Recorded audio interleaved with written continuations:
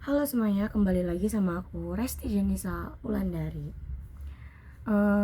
Di video kali ini kita bakal membahas materi tentang rekayasa perangkat lunak dari pertemuan pertama sampai pertemuan ke-7. Materinya banyak, tapi santai kita bahas satu-satu ya, biar nggak bikin otak kita langsung hang. Jadi yuk langsung kita mulai. Jadi topik pertama itu ada perangkat lunak dan rekayasa perangkat lunak. Nah, jadi di pertemuan pertama kita dikenalkan dengan apa itu perangkat lunak dan apa itu rekayasa perangkat lunak. Perangkat lunak atau software adalah serangkaian instruksi yang memungkinkan perangkat keras bekerja sesuai tujuan. Semua aplikasi yang kita pakai sehari-hari, mulai dari chat, kamera, sampai aplikasi belajar, itu semua bagian dari perangkat lunak. Jadi guys, sedangkan rekayasa perangkat lunak adalah proses sistematis untuk merancang, membangun, menguji, dan memelihara perangkat lunak. Intinya, ini cara supaya software yang dibuat bukan asal jalan doang, tapi stabil, berkualitas, dan bisa digunakan dengan nyaman. Biar pengguna tidak tiba-tiba marah karena aplikasinya error di saat genting. Karena ya, software juga punya tanggung jawab moral katanya. Kita lanjut ke topik 2, yaitu proses rekayasa perangkat lunak. Topik 2 ini isinya membahas proses dalam rekayasa perangkat lunak. Bikin software itu ada tahapannya. Bukan langsung buka laptop lalu mengetik kode sambil berharap semuanya berjalan lancar. Itu cuma terjadi di mimpi anak-anak Gen Z yang malas mengerjakan tugas. Jadi tahap utamanya itu meliputi yang pertama ada analisis kebutuhan untuk memastikan apa yang dibutuhkan pengguna. Yang kedua ada desain sistem agar seluruh struktur software jelas sebelum dibuat. Terus yang ketiga ada implementasi atau coding, yaitu proses mengubah desain menjadi kode program. Yang keempat ada testing, tahap penting untuk memastikan tidak ada bug atau error. Dan yang terakhir itu ada maintenance, yaitu perawatan software setelah digunakan. Semua tahap ini tuh penting supaya aplikasi yang dibuat tidak asal jadi dan tidak membuat pengguna ingin uninstall secepatnya karena emosi gitu kan. Jadi semuanya itu tuh harus diperhatikan. Oke, lanjut kita ke topik ke-3 guys. Sebelumnya maaf ya guys, aku sambil baca teks. Soalnya kalau nggak sambil baca teks, aku bakalan kesusahan ngapalinnya.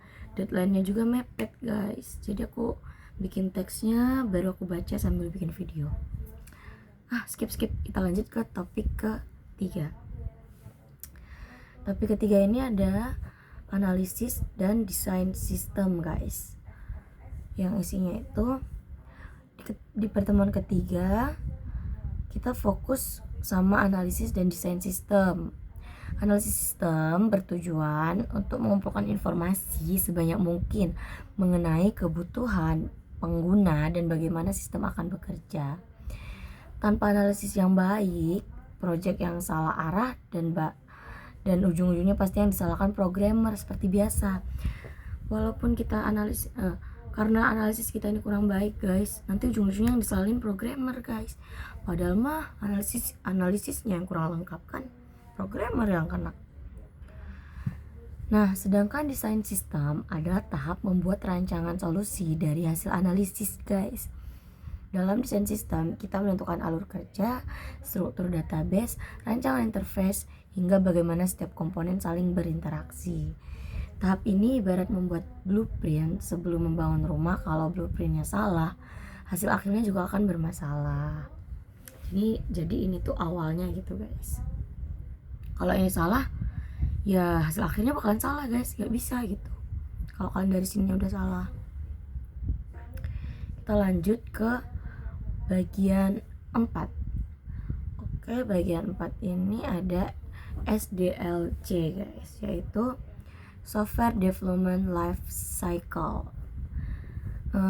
Jadi SDLC atau Software Development Life cycle adalah topik yang membahas seluruh siklus hidup perangkat lunak, guys. Software itu memang bukan makhluk hidup, tapi dia punya fase hidup mulai dari direncanakan, dikembangkan, digunakan, diperbaiki, sampai akhirnya dihentikan. Beberapa model SDLC yang terkenal yaitu ada waterfall, model berurutan yang rapi tapi sangat kaku. Ada juga agile, model yang fleksibel dan sering dipakai dalam pengembangan modern karena mudah beradaptasi. Ada juga spiral, cocok untuk proyek besar yang memerlukan banyak evaluasi. Dan ada yang terakhir itu V-model, fokus pada kesesuaian antara desain dan pengujian. SDLC membantu tim agar proses pengembangan software tidak berantakan dan tidak penuh plot twist yang membuat seluruh tim bingung. Jadi dengan adanya SDLC ini, dia bisa membantu biar tim gak kebingungan gitu, guys. Kita lanjut ke pembahasan kelima, topik 5 ya, guys. Topik 5 ini ada pemrograman terstruktur. Di pertemuan kelima itu kita belajar mengenai pemrograman terstruktur. Ini itu pendekatan pemrograman yang berfokus sama alur program yang teratur dan mudah dipahami. Biasanya konsepnya itu kayak urutan langkah, percabangan, perulangan, serta fungsi-fungsi kecil yang memiliki tugas spesifik. Tujuannya itu supaya kode tidak membingungkan dan lebih mudah diperbaiki. Karena kita semua tahu kode yang tidak terstruktur itu bisa bikin programmer nyerah sebelum berjuang. Karena bakalan membingungkan guys kalau dia nggak terstruktur gitu kan, nggak tersusun acak-acakan gitu kan. Jadi itu tadi guys soal pemrograman terstruktur. Kita lanjut ke topik ke-6 yaitu pemrograman berorientasi objek. Topik ke-6 itu kita membahas OOP atau Object Oriented Programming. Di OOP kita memandang segala sesuatu dalam program sebagai objek yang punya atribut dan perilaku. Beberapa konsep utamanya yaitu kelas sebagai cetakan objek, terus objek hasil nyata dari kelasnya. Jadi kelasnya itu cetakannya, nah objeknya itu hasil nyatanya gitu guys. Ada juga inheritance, itu pewarisan sifat dari satu kelas ke kelas lain. Ada juga polymorphism, satu fungsi dapat berperilaku berbeda. Ada juga encapsulation, yaitu menyembunyikan detail yang tidak perlu dilihat pengguna. Jadi OOP ini mempermudah pengembangan, perawatan, dan pengembangan ulang software. Jadi kalau suatu saat ada fitur baru, kita nggak perlu bongkar semua dari awal, kita tinggal tambahin aja yang baru gitu. Nah lanjut ke bagian ke-7, bagian terakhir nih guys. Jadi di pertemuan ke-7 itu kami belajar tentang UML atau Unified Modeling Language. UML itu bahasa visual yang digunakan untuk menggambarkan bahasa sistem bekerja. Ini itu membantu tim untuk memahami sistem bahkan sebelum satu baris kode ditulis. Beberapa diagram umum yang digunakan yaitu use case diagram. Kegunaannya itu menjelaskan siapa saja pengguna sistem dan yang bisa mereka lakukan di sistem itu. Selanjutnya itu ada class diagram, menggambarkan struktur kelas dalam sistem. Ada juga ada sequence diagram, menjelaskan alur interaksi antar objek. Ada juga activity diagram, dia itu menggambarkan alur aktivitas dalam sistem. UML itu sangat membantu agar tim tidak salah